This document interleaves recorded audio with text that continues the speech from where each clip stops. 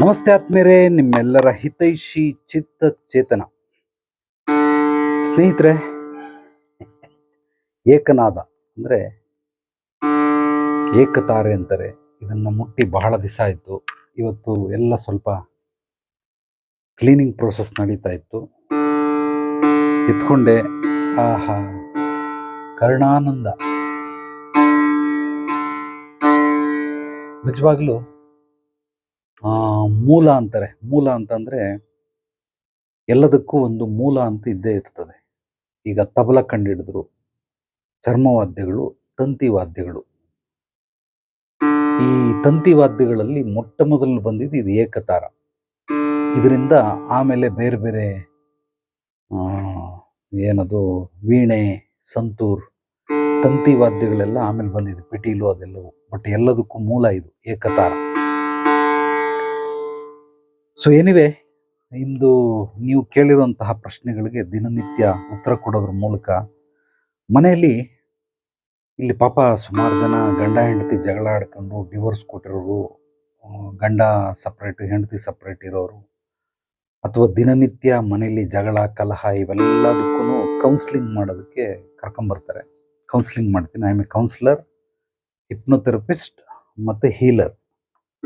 So ಯಾವುದೇ ಸಮಸ್ಯೆಗಳಿದ್ರೂ ಪರಿಹಾರ ಕೊಡುವಂಥದ್ದು ನನ್ನ ಕೆಲಸ. ಸೊ ಏನು ವಿಚಾರ, ಯಾತಕ್ಕೋಸ್ಕರ ಜಗಳ ಆಗ್ತವೆ? ಒಂದು ಉದಾಹರಣೆಗೆ 2-3 ಉದಾಹರಣೆಗಳನ್ನು ಹೇಳ್ತೀನಿ. ಇಲ್ಲಿ ನೀವು ನನ್ನ ಆಫೀಸಲ್ಲಿ ಸುತ್ತ ನೋಡಿದ್ರೆ ಒಂದು 300-500 ಐಟಮ್ಗಳು ಸಿಗ್ತವೆ. ಉದಾಹರಣೆ ನೋಡಿ, ಇಲ್ಲಿದೆ, ಇದೇನು ಗಮ್ ಇಟ್ಟಿದ್ದೀನಿ, ಇದೊಂದು ಚಾಕು ಇದೆ, ಸೊ ಸ್ಪೆಕ್ಸ್ ಡಬ್ಬ ಇದೆ, ಹಲವಾರು ಬೇಜಾನಿದೆ. ಈ ಟೇಬಲ್ ಮೇಲೇ ಒಂದು 20-30 ಐಟಮ್ ಇದೆ. ಈಗ ಗಂಡ ಹೆಂಡತಿಗೆ ಜಗಳಕ್ಕೆ ಏನಕ್ಕಾಗುತ್ತೆ ಅಂದರೆ, ಇದು ಯಾಕೆ ಇಲ್ಲಿ ಇಟ್ಟಿದ್ದೀರಾ, ಇದನ್ನು ಒರೆಸ್ಬೇಕಾಯ್ತು, ಗಲೀಜಾಗಿದೆ. ಇದನ್ನು ಬಂದು ಹೆಂಡತಿ ಗಂಡನ ಕೇಳ್ತಾಳೆ, ಇದ್ಯಾಕೆ ಹಿಂಗೆ ಇಟ್ಟಿದ್ದೀರಾ, ಇದು ಓಪನ್ ಆಗಿದೆ, ಸೊ ಕೈಗೆ ಚುಚ್ಕೊಳ್ಳಲ್ವಾ, ಒಳಗಡೆ ತೆಗೆದುಬಿಟ್ಟು ಇಡಬೇಕು. ಓಕೆ. ಸೊ ಬಾಟ್ಲಿಗೆ ಕ್ಯಾಪೇ ಹಾಕಿಲ್ಲ, ಕ್ಯಾಪ್ ಎಲ್ಲ ಹಾಕಿದ್ದೀರಾ. ಈ ಥರ ಗಂಡ ಹೆಂಡತಿ ಜಗಳಕ್ಕೆ ಮೂಲ ಕಾರಣ ಏನು ಅಂತಂದರೆ, ಹೆಣ್ಮಕ್ಳು ಸುಮ್ಮನೆ ಕಾಲು ಕೆರ್ಕೊಂಡು ಜಗಳಕ್ಕೆ ಬರ್ತಾರೆ. ನಾನು ಹೇಳೋದು, ಒಂದು ಮನೆಯಲ್ಲಿ ನಾವು ಹುಡುಕಾಡಿದ್ರೆ ನೀವು ಒಂದು 10,000 ಐಟಮ್ಗಳು ಸಿಗ್ತವೆ, ಬೇರೆ ಬೇರೆ ವೆರೈಟಿ. ಆ ಥರ ಪ್ರತಿಯೊಂದು ಐಟಮ್ಗಳಿಗೂ ನಾನು ಆನ್ಸರ್ ಕೊಡ್ತಾ ಕೂತ್ಕೊಂಡ್ರೆ, ಇದು ಯಾಕೆ ಇಲ್ಲಿಟ್ಟಿದ್ಯಾ, ಯಾಕೆ ಹಿಂಗಿದೆ, ಅದು ಚಾಕು ಹೊರಗಡೆ ಬಂದಿರೋದಕ್ಕೆ ಕಾರಣ ಇದೆ. ಏನೋ ಕೆಲಸ ಮಾಡ್ತಾ ಇರ್ತೀನಿ, ಅದನ್ನು ಕುಯ್ಬೇಕು, ಅದಕ್ಕೋಸ್ಕರ ಹೊರಗಡೆ ಇಟ್ಟಿರ್ತೀನಿ. ಕೆಲಸ ಮುಗಿದ ಮೇಲೆ ಆ ಚಾಕುವನ್ನು ಒಳಗಡೆ ಎಳೆದು ಅದು ಡ್ರಾವರಲ್ಲಿ ಹೋಗಿ ಇಟ್ಟಿರ್ತೀನಿ. ಎಲ್ಲ ಮನೆಯಲ್ಲೂ ಗಂಡಸರು ಹಂಗೆ ಮಾಡ್ತಾರೆ. ಕೆಲವರು ಕೆಲಸ ಮಾಡ್ತಾರೆ, ಬಿಟ್ಬಿಟ್ಟು ಬಂದ್ಬಿಡ್ತಾರೆ. ಆದರೂ ನಾನು ಹೇಳೋದು, ಪ್ರತಿಯೊಂದು ವಸ್ತುಗಳ ಜೊತೆನೂ ನೀವು ವಸ್ತುಗಳಿಗೋಸ್ಕರ ಜಗಳ ಆಡ್ತಾ ಹೋದರೆ ಗಂಡನ ಜೊತೆಗೆ ಹೇಗೆ ಸಂಸಾರ ಮಾಡ್ತೀರಾ? ಸಂಸಾರ ಹೇಗೆ ನಡೆಯುತ್ತೆ? ಪ್ರೀತಿ ಎಲ್ಲಿ ಹುಟ್ಟುತ್ತೆ? ಪ್ರೀತಿ ಬೆಳೆಯುತ್ತೆ, ಇಲ್ಲ ಪ್ರೀತಿ ಅಳಿಯುತ್ತೆ. ಪ್ರೀತಿ ಉಳಿಯೋಕ್ಕೆ ಮನುಷ್ಯರು ಬಿಡೋದಿಲ್ಲ. ಇದು ನನ್ನ ಅನುಭವ. ಉಳಿಯೋದು ಒಂದು ಸ್ಥಾನಮಾನ, ಬಟ್ ಉಳಿಯೋದಕ್ಕೆ ಮನುಷ್ಯರು ಬಿಡೋದಿಲ್ಲ. ಇಲ್ಲ ಬೆಳೆಸ್ತಾನೆ, ಇಲ್ಲಾಂದ್ರೆ ಅಳಿಸ್ತಾನೆ. ಬೆಳೆಸ್ತಾಳೆ, ಇಲ್ಲಾಂದ್ರೆ ಅಳಿಸ್ತಾಳೆ. ಯಾಕೆ ಬೆಳೀತಾರೆ? ಯಾಕೆ ಬೆಳೆಸೋದು ಹೇಗೆ? ಬೆಳೆಸೋದು ಹೇಗೆ ಅಂದರೆ, ಮನುಷ್ಯನಿಗೆ ತನ್ನ ಪಾಡಿಗೆ ತಾನು ಬಿಟ್ಬಿಡ್ಬೇಕು. ಅವನ ಕೆಲಸ, ಅವನದೇ ಆದ ಆಲೋಚನೆ, ಅವನ ಲೋಕದಲ್ಲಿ ಇರ್ತಾನೆ. ಏನಾದರೂ ಅದರಿಂದ ನಿಮಗೆ ಸಮಸ್ಯೆಗಳಾಗ್ತಾ ಇದ್ರೆ ಅವಾಗ ನೀವು ಹೇಳೋದ್ರಲ್ಲಿ ಅರ್ಥ ಇದೆ. ಬಟ್ ನಿಮಗೆ ಏನೂ ಅದಕ್ಕೆ ಸಂಬಂಧನೇ ಪಟ್ಟಿಲ್ಲ ಅಂತಂದರೆ, ಅದು ಯಾಕೆ ಅಲ್ಲಿ ಮಡಗ್ದ್ಯಾ, ಇಲ್ಲಿ ಮಡಗ್ದ್ಯಾ, ಇದು ಏನಕ್ಕೆ ಇಲ್ಲಿ ಇಟ್ಟಿದ್ಯಾ, ಅಲ್ಲಿಡಬೇಕಾಯ್ತು, ಇಲ್ಲಿಡಬೇಕಾಯ್ತು, ಈ ಥರ ಎಲ್ಲ ಹೇಳಿ ಹೇಳಿ ಹೇಳಿ ಹೇಳಿ ಹೇಳಿ ಪಾಪ ಇಲ್ಲಿ ಗಂಡು ಮಕ್ಕಳು ಬಂದು ಗೊಳೋ ಅಂತ ಅಳ್ತಾರೆ. ಒಡೆದಾಟ ಇಲ್ಲ, ಬಡದಾಟ ಇಲ್ಲ, ಬರೀ ಮಾತುಕತೆ. ಹಿಂಗೆ ಟಾರ್ಚರ್ ಕೊಡ್ತಾಳೆ ಅಂತ ನನ್ನ ಹತ್ರ ಬಂದು ಹೇಳ್ತಾವನೆ. ಅದೇ ವಿಷಯನ ಹೆಂಡತಿ ಹತ್ರ ಅವನಿಗೆ ಹೇಳೋದಕ್ಕೆ ಮೀಟ್ರ್ ಇಲ್ಲ. ಸೊ ಮೀಟ್ರ್ ಇಲ್ಲ, ಅದು ಹೇಳಿದ್ರು ಪ್ರಯೋಜನ ಇಲ್ಲ. ಜಗಳ ಇನ್ನೂ ದೊಡ್ಡದಾಗ್ತದೆ ಹೊರತು ಆರೋದಿಲ್ಲ ಜಗಳ ಅದು. ಆದ್ರಿಂದ ಮನೆಯಲ್ಲಿ ದಯವಿಟ್ಟು ಹೆಣ್ಣು ಮಕ್ಕಳು ಅಥವಾ ಗಂಡು ಮಕ್ಕಳು ಈ ಥರ ಮಾಡ್ತಾರೆ. ಬರೀ ಹೆಣ್ಣು ಮಕ್ಕಳೇ ಅಂತಲ್ಲ, ಗಂಡು ಮಕ್ಕಳು ಮಾಡೋರು ಇದ್ದಾರೆ. ದಯವಿಟ್ಟು ಹಿಂಗೆ ಮಾಡಬೇಡಿ. ಪ್ರತಿಯೊಬ್ಬ ಮನುಷ್ಯನ ಬಿಟ್ಟರೆ ಪ್ರತಿಯೊಂದು ಜೀವಿಗಳು, ಪ್ರಾಣಿ ಪಕ್ಷಿಗಳು, ಕ್ರಿಮಿಕೀಟಗಳು, ಎಲ್ಲ ರೀತಿಯ ಉಭಯವಾಸಿಗಳು, ಪ್ರತಿಯೊಂದು ಮನುಷ್ಯ, ಜೀವಿಗಳು. ಇದು ಎಲ್ಲ ಜೀವಿಗಳಿಗೂ ಬಹಳ ಮುಖ್ಯವಾಗಿರೋದು ಸ್ವತಂತ್ರ. ಎಲ್ಲಿ ಸ್ವತಂತ್ರ ಸಿಗೋದಿಲ್ವೋ ಅಲ್ಲಿ ಅವನು ಇರೋದಕ್ಕೆ ಇಷ್ಟಪಡೋದಿಲ್ಲ. ಚೆನ್ನಾಗಿ ತಿಳ್ಕೊಳ್ಳಿ, ಇದು ನನ್ನ ಅನುಭವದ ಮಾತುಗಳು. ಎಲ್ಲಿ ಸ್ವತಂತ್ರ ಸಿಗೋದಿಲ್ವೋ ಅಲ್ಲಿ ಮನುಷ್ಯ ಇರೋದಕ್ಕೆ ಸಾಧ್ಯವಿಲ್ಲ. ಫ್ರೀಡಮ್, ಲವ್, ಸ್ಪೇಸ್, ಈ ಮೂರು ನನಗೆ ಬಹಳ ಬಹಳ ಮುಖ್ಯವಾದದ್ದು. ಪ್ರತಿಯೊಂದು ಜೀವಿಗಳಿಗೆ, ಪ್ರತಿಯೊಂದು ಮನುಷ್ಯನಿಗೆ ಇದು ಬೇಕೇ ಬೇಕು. ಸ್ಪೇಸ್ ಅಂದರೆ ಒಂದು ಪರ್ಸನಲ್ ಸ್ಪೇಸ್ ಅಂತ ಇರ್ತದೆ ಪ್ರತಿಯೊಬ್ಬರಿಗೂ. ಆ ಬೌಂಡ್ರಿ ಒಳಗಡೆ ನಾವು ನುಗ್ಗೋ ಪ್ರಯತ್ನ ಮಾಡಬಾರ್ದು. ಯಾವಾಗ ನುಗ್ಗೋ ಪ್ರಯತ್ನ ಮಾಡ್ತಾರೆ ಎಲ್ಲ ಸ್ನೇಹ ಸಂಬಂಧಗಳು ಕಟ್ಟಾಗ್ಬಿಡ್ತವೆ. ಆ ನುಗ್ಗಕ್ಕೆ ಹೋಗ್ಬಾರ್ದು. ಅಕಸ್ಮಾತ್ ಒಳಗಡೆ ಹೋದ್ರೂ ಕೂಡ ಕೇಳ್ಕೊಂಡು ಹೋಗ್ಬೇಕೆ ಹೊರತು ಸೀದಾ ತಗೊಂಡೋಗಿ ನುಗ್ಗಿಬಿಟ್ರೆ ಆ ಸ್ನೇಹ ಸಂಬಂಧಗಳು ಬೆಳೆದೋಗ್ಬಿಡ್ತವೆ. ಅದು ಎಂಥದ್ದೇ ಆಗಲಿ, ಎಷ್ಟೇ ಕ್ಲೋಸ್ ರಿಲೇಟಿವ್. 3 ಥರ ಹಂತಗಳಿರ್ತವೆ. First level friends and relative, ತುಂಬ ಕ್ಲೋಸ್, ಬಹಳ ಹತ್ತಿರವಾದಂಥವ್ರು. Second level friends and relative, third level friends and relative, fourth ಇರ್ತಾರೆ, ಅವ್ರ ಲೆಕ್ಕಕ್ಕಿಲ್ಲ. ಈ 3 ಹಂತಗಳಲ್ಲಿ ಇರ್ತಾರೆ. ಯಾರು ಸ್ವತಂತ್ರಕ್ಕೆ, ಪ್ರೀತಿಗೆ ಮತ್ತೆ ಅವಕಾಶ, ಸ್ಥಳಾವಕಾಶಕ್ಕೆ ಇಲ್ಲಿ ಕುಂದುಕೊರತೆಗಳನ್ನು ಉಂಟು ಮಾಡ್ತಾರೆ, ಲೋಪದೋಷಗಳು, ಅಡೆತಡೆಗಳು ತರ್ತಾರೆ, ಅಂಥ ಸ್ನೇಹ ಸಂಬಂಧಗಳು ಉಳಿಯೋದಿಲ್ಲ, ಸತ್ತೋಗ್ಬಿಡ್ತವೆ. ಇದನ್ನು ಚೆನ್ನಾಗಿ ತಿಳ್ಕೊಳ್ಳಿ. ದಯವಿಟ್ಟು ಎಲ್ಲರಿಗೂ ಅರ್ಥ ಮಾಡ್ಕೊಳ್ಳಿ. ಪ್ರತಿಯೊಂದರಲ್ಲೂ ಮೂಗು ತೂರಿಸುವಂಥ ಕೆಲಸಗಳು ಮಾಡಿ ಮಾಡಿ ಮಾಡಿ ಮಾಡಿ ಈ ರೀತಿ ಡಿವೋರ್ಸ್ಗಳು, ಹೊಡೆದಾಟ ಬಡದಾಟಗಳಾಗ್ತವೆ. ಪ್ರತಿಯೊಂದರಲ್ಲೂ ಮೂಗು ತೂರಿಸೋ ಅವಶ್ಯಕತೆ ಇಲ್ಲ.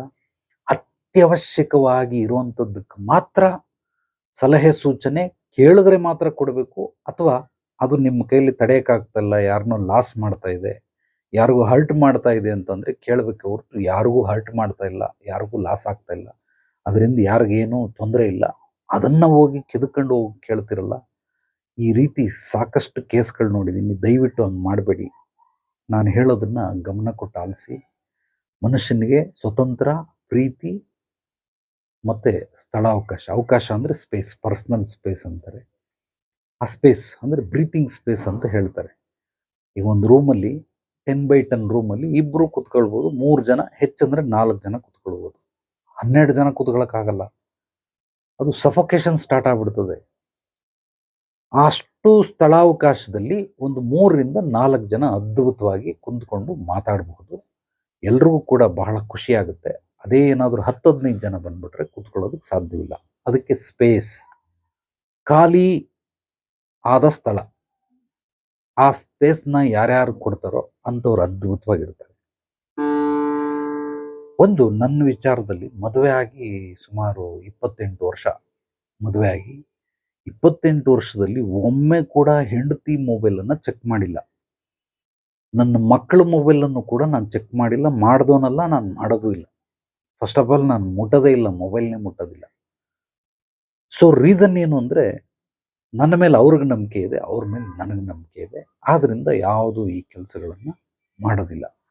ಬಟ್ ಕೆಲವರು ಚೆಕ್ ಮಾಡ್ತಾರೆ ಮೊಬೈಲ್ಗಳು. ಮನೆಯಲ್ಲಿ ಗಂಡನ ಮೊಬೈಲ್ ಹೆಂಡತಿ ಚೆಕ್ ಮಾಡ್ತಾಳೆ, ಹೆಂಡತಿ ಮೊಬೈಲ್ ಗಂಡ ಚೆಕ್ ಮಾಡ್ತಾರೆ. ಬಹಳ ಸಂತೋಷ, ಮಾಡಲಿ. ನಂಬಿಕೆ ಇಲ್ಲ, ಕ್ಲಾರಿಟಿ ಬೇಕು ಅಂದರೆ ಮಾಡಬೇಕು. ಬಟ್ ಹೆಂಡತಿ ಗಂಡನ ಮೊಬೈಲ್ ಚೆಕ್ ಮಾಡ್ತಾಳೆ, ಗಂಡ ಹೆಂಡತಿ ಮೊಬೈಲ್ನ ಚೆಕ್ ಮಾಡಬಾರ್ದು. ನನ್ನ ಮೇಲೆ ನಂಬಿಕೆ ಇಲ್ವಾ? ಹಂಗಾದ್ರೆ ಗಂಡನೂ ಕೇಳ್ಬೋದು, ನನ್ನ ಮೇಲೆ ನಂಬಿಕೆ ಇಲ್ವಾ? ನಂಬಿಕೆ ಇರ್ತದೆ. ನಂಬಿಕೆ ಇದ್ದ ಮೇಲೆ ಯಾಕೆ ಚೆಕ್ ಮಾಡ್ತಾ ಇದೀಯ? ನನಗೆ ನಂಬಿಕೆ ಇಲ್ಲ, ಹಂಗೆ ನನಗೂ ನಂಬಿಕೆ ಇಲ್ಲ, ಕೊಡು, ನಾನು ಕೊಡಲ್ಲ. ಸೊ ಇದು ಒನ್ ವೇ ನ್ಯಾಯ. ಎಲ್ಲಿ ಒನ್ ವೇ ನ್ಯಾಯಗಳಿರ್ತವೋ ಖಂಡಿತವಾಗ್ಲೂ ಆ ಮನೆಗಳು ಉದ್ಧಾರ ಆಗೋದಕ್ಕೆ ಸಾಧ್ಯವಿಲ್ಲ. ಅಲ್ಲಿ ಪ್ರೀತಿನೂ ಇರೋದಿಲ್ಲ, ಯಾವುದೇ ರೀತಿ ಆರೋಗ್ಯ, ತೃಪ್ತಿ, ನೆಮ್ಮದಿ ಇರೋದಕ್ಕೆ ಸಾಧ್ಯವೇ ಇಲ್ಲ. ಇದೊಂದು ಬಂಧನ. ಸಂಸಾರ ಅನ್ನೋ ಬಂಧನದಲ್ಲಿ ಸಿಗಾಕೊಳ್ಬೇಡ ಅಂತ ಹಿರಿಯರು ಹೇಳ್ತಾರೆ. ಬಂಧನ ಅಂದರೆ ಏನು ಅಂತಂದರೆ, ನಿಜವಾಗ್ಲೂ ಸಂಸಾರ ಅನ್ನೋ ಸಾಗರದಲ್ಲಿ ಈಜು ಕಲಿಬೇಕು. ಈಜು ಕಲಿತವನು ಒಬ್ಬ ಸಾಧಕ. ಸೊ ಸತ್ಪುರುಷ ಅಂತ ಬೇಕಾದ್ರೆ ನಾನು ಕರಿತೀನಿ. ಆದರೆ ಅದನ್ನೆಲ್ಲ ನೀಗಿಸ್ಬೇಕಾದ್ರೆ ಮೊದಲು ದಾಂಪತ್ಯ ಜೀವನದಲ್ಲಿ ಬೇಕಾಗಿರೋದು ಅಂಡರ್ಸ್ಟ್ಯಾಂಡಿಂಗ್. ಗಂಡನಿಗೆ ಏನಿಷ್ಟ ಇದೆ, ಏನಿಷ್ಟ ಇಲ್ಲ, ಇದು ಹೆಂಡತಿ ತಿಳ್ಕೊಳ್ಬೇಕು. ಹೆಂಡತಿಗೆ ಏನಿಷ್ಟ ಇದೆ, ಏನಿಷ್ಟ ಇಲ್ಲ, ಇದು ಗಂಡನೂ ತಿಳ್ಕೊಳ್ಬೇಕು. ಒಂದು ಈ ಕಷ್ಟಗಳು ವೈಯಕ್ತಿಕವಾಗಿ ಮನೆಗೆ ಸಂಬಂಧಪಟ್ಟಂಗೆ ಇರಬೇಕೆ ಹೊರತು ಮನೆಯಿಂದ ಆಚೆಗೆ ಸಂಬಂಧಪಟ್ಟಂಥ ವಿಚಾರಗಳು ಇರಬಾರ್ದು. ಸೊ ನನಗೆ ತಿಳಿದಂಗೆ ಸಣ್ಣ ಪುಟ್ಟ ಜಗಳದಿಂದ ಶುರುವಾಗಿ ಡಿವೋರ್ಸ್ ಲೆವೆಲ್ವರೆಗೂ ಬಂದ್ಬಿಟ್ಟೈತೆ. ಈ ರೀತಿ ಬರ್ತಾನೇ ಇರ್ತದೆ. ಸೊ ಹಂಗಾಗಿರೋದ್ರಿಂದ ಗಿಡವಾಗಿ ಬಗ್ಗದ್ದು ಮರವಾಗಿ ಬಗ್ಗೀತೆ. ಸಣ್ಣ ಗಿಡ ಇರಬೇಕಾದ್ರೇ ತಿದ್ಕೊಂಬಿಟ್ರೆ ಅದ್ಭುತವಾದಂತಹ ಫಲಿತಾಂಶ ಸಿಗ್ತದೆ. ಅದು ದೊಡ್ಡ ಹೆಮ್ಮರವಾಯಿತು ಅಂತಂದರೆ ಫಲಿತಾಂಶ ಸಿಗೋದಕ್ಕೆ ಸಾಧ್ಯವಿಲ್ಲ, ಆಮೇಲೆ ಬಗ್ಸೋಕ್ಕೂ ಸಾಧ್ಯವಿಲ್ಲ. ಮೊದಲು 100% ಪ್ರೀತಿ ಮಾಡ್ತಾನೆ. ಆ ಪ್ರೀತಿ ಮಾಡಬೇಕಾದ್ರೆ ಬಂದು ಇದು ಯಾಕೆ ಇಲ್ಲಿಟ್ಟಿದ್ದೀರಾ, ಇದು ಕ್ಯಾಪ್ ಎಲ್ಲಿ, ಒಣಗೋಗ್ಬಿಟ್ರೆ ಏನಾಗ್ತದೆ, ದುಡ್ಡು ಲಾಸ್ ಆಗುತ್ತೆ, ಹಾಗೆ ಹೀಗೆ ಲೊಟ್ಟೆ ಲೊಸ್ಕು ವಟ ವಟ ವಟ ವಟ ವಟ ವಟ ಅಂತ ಮಾತಾಡೋದ್ರಿಂದ ಏನಾಗುತ್ತೆ, ಈ 100%ಅಲ್ಲಿ 2, 3, 4, 5% ಕಡಿಮೆ ಆಗೋದು ಪ್ರೀತಿ. ನಾನು ಇವಳನ್ನೇನಂತ ಕಟ್ಕೊಂಡಿದ್ದೀವಿ, ಬಂದು ವಟ ವಟ ಅಂತ ಒಟ್ಗುಡ್ತದೆ, ಕಪ್ಪೆ ಒಟ್ರು ಗುಡ್ತಂಗೆ ಒಂದಾಯ್ತು. ಅದು ಮತ್ತೆ ತಿರ್ಗಾ ಬೆಳೀತದೆ, ತಿರ್ಗಾ ನಿಧಾನವಾಗಿ ಅದು 100% ಬೆಳೀತದೆ. ಅದು ಬೆಳೆಯೋಕ್ಕಿಂತ ಮುಂಚೆನೆ ಮತ್ತೆ ತಿರ್ಗಾ ಇನ್ನೊಂದೇನೋ ಬಂದ್ಬಿಟ್ಟು ಹೇಳ್ಬಿಡೋದು, ಶೂ ಯಾಕೆ ಪಾಲಿಷ್ ಮಾಡ್ತಾ ಇದ್ದೀರಾ, ಅದು ಹಂಗ ಪಾಲಿಷ್ ಮಾಡೋದು, ಆ ಬಟ್ಟೆ ಎತ್ಕೊಳ್ಳಿ, ಈ ಬಟ್ಟೆ ಎತ್ಕೊಳ್ಳಿ, ಹಿಂಗೆ ಕೂತ್ಕೊಳ್ಳಿ, ಈ ಚೇರ್ ಮೇಲೆ ಕೂತ್ಕೊಳ್ಳಿ, ಆ ಚೇರ್ ಮೇಲೆ. ಈಗ ಮೊದಲೇ 3-4% ಕಡಿಮೆ ಆಗೈತೆ, ಈಗ ಇನ್ನೊಂದು ಹೇಳಿದ್ಲು, ಇನ್ನೊಂದು 5-10% ಕಡಿಮೆ ಆಯಿತು.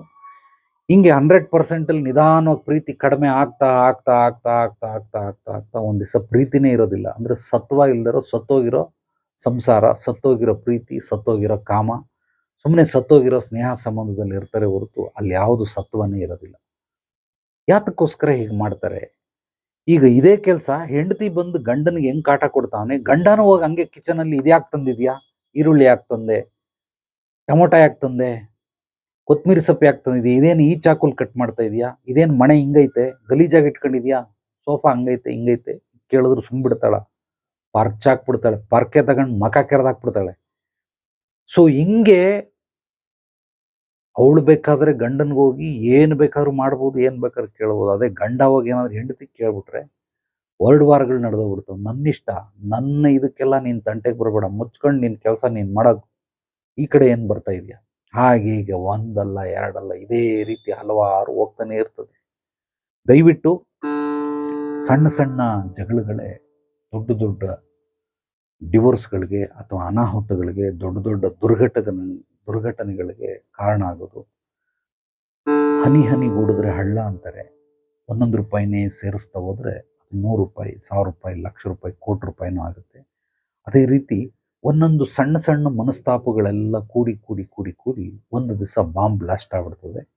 ಆಗ ಡಿವೋರ್ಸ್ ಆಗೋದು ಅಥವಾ ಮನೆ ಬಿಟ್ಟು ಓಡೋಗೋದು, ಇಲ್ಲ ನೇಣು ಹಾಕೊಳ್ಳೋದು. ಈ ರೀತಿ ಜಗಳಗಳು, ಕಲಹ, ಹೊಡೆದಾಟ, ಬಡದಾಟ, ಅವನನ್ನು ಕರಿ, ಇವನನ್ನು ಕರಿ, ಅವಳನ್ನು ಕರೆಸು, ಇವಳನ್ನು ಕರೆಸು, ಇನ್ನೊಂದು ಅನೈತಿಕ ಸಂಬಂಧ, ಇವೆಲ್ಲ ನಡೆಯೋದು ಹೀಗೇನೆ. ಚಿಕ್ಕದು ಹನಿ ಹನಿಗೂಡಿದ್ರೆ ಹಳ್ಳ. ಅದೇ ಥರ ಸಣ್ಣ ಸಣ್ಣ ಸಣ್ಣ ಸಣ್ಣ ಮನಸ್ತಾಪಗಳೆಲ್ಲ ಸೇರಿ ಸೇರಿ ಸೇರಿ 10 ಆಗುತ್ತೆ, 50 ಆಗುತ್ತೆ, 100 ಆಗುತ್ತೆ, ಅದು 500 ಆಗುತ್ತೆ, 1000 ಆಗುತ್ತೆ. ಒಂದು ದಿವಸ ಬ್ಲಾಸ್ಟ್ ಆಗ್ಬಿಡ್ತದೆ, ಬಾಂಬ್ ಬಡಾರ್ ಅಂತ ಹೊಡೆದೋಯ್ತು, ಜೀವನ ಛಿದ್ರಿ ಆಗುತ್ತೆ. ದಯವಿಟ್ಟು ದಯವಿಟ್ಟು ದಯವಿಟ್ಟು ಎಲ್ಲರಿಗೂ ಹೇಳ್ತಾ ಇದ್ದೀನಿ, ಸಣ್ಣ ಸಣ್ಣದಕ್ಕೆಲ್ಲ ಕೇಳಕ್ಕೆ ಹೋಗ್ಬಿಡಿ, ಚಿಕ್ಕದಕ್ಕೆಲ್ಲ ಅಲಿಯಕ್ಕೆ ಹೋಗ್ಬಿಡಿ. ಏನೋ ದೊಡ್ಡದಾಗಿ ಲಾಸ್ ಮಾಡ್ತಾವನೆ, ದೊಡ್ಡದಾಗಿ ಕಳ್ಕೊತಾವನೆ, ದೊಡ್ಡದಾಗೇನೋ ಮಾಡ್ತಾವನೆ. ಹಂಗೆ ಮಾಡಿದಾಗ ಎಲ್ಲ ಪ್ರಶ್ನೆಗಳಿಗೂ ಉತ್ತರಗಳು ಅದ್ಭುತವಾಗಿ ಸಿಗ್ತವೆ. ಕೇಳೋ ಅಂಥ ಪ್ರಶ್ನೆ ಕೇಳಿದ್ರೆ ಎದುರುಗಡೆ ಇರೋ ನಿಜವಾಗ್ಲೂ ಉತ್ತರ ಕೊಟ್ಟೆ ಕೊಡ್ತಾನೆ. ಕೇಳಕ್ಕೆ ಆ ಪ್ರಶ್ನೆನೇ ಕೇಳಂಗೆ ಇಲ್ಲ ಅಂಥವನ್ನೆಲ್ಲ ಕೇಳಿದ್ರೆ ಸೊ ಮನೆಯಲ್ಲಿ ಗಂಡ ಹೆಂಡತಿ ಸಂಬಂಧಗಳು ಉಳಿಯೋದಕ್ಕೆ ಸಾಧ್ಯವಿಲ್ಲ. ಎನಿವೆ, ಸೊ ನೀವು ಪ್ರಶ್ನೆಗಳನ್ನು ಕೇಳ್ತಾ ಇರ್ತೀರಾ ಕಾಮೆಂಟ್ ಮೂಲಕ ಅಥವಾ ನನ್ನ ವಾಟ್ಸಪ್ ನಂಬರ್ಗೆ ವಾಯ್ಸ್ ಮೆಸೇಜ್ ಕಳಿಸೋದ್ರ ಮೂಲಕ. ನಾನು ಸಮಯ ಸಿಕ್ಕಿದಾಗೆಲ್ಲ ನಿಮಗೆ ಹೇಳ್ತಾ ಇರ್ತೀನಿ.